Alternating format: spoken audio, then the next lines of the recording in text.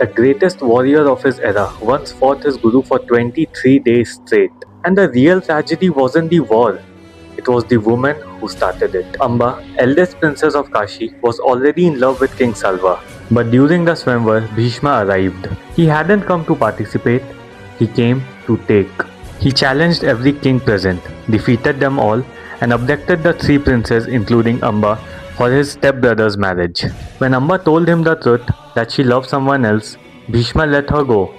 But Salva refused to take her back because she had been won by another man, and her honor, by the world's cruel logic, was gone. She returned to Bhishma and asked him to marry her, but he refused, bound by his vow of celibacy. Amba was rejected by the man she loved, rejected by the man who took her, actually rejected by all the kings she approached for justice, until she found Parshuram, Bhishma's own guru. Parshuram gave Bhishma one choice: marry Amba or face him. Bhishma folded his hands in respect and then raised his bow. Oceans trembled, skies cracked, weapons were unleashed that Kurukshetra itself never witnessed.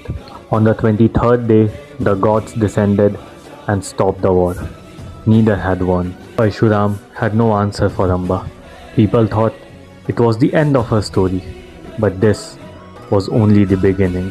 She walked into the forest, stood in freezing rivers, survived on air alone. Her rage kept her alive. Years passed until Shiva appeared and gave her a boon. You will be reborn with a memory and a purpose. Amba stepped into fire, and years later she came back as Shrikhandi, the person who was the cause of Bhishma's death in Kurukshetra. A woman the world had rejected rewrote her own fate across two timelines.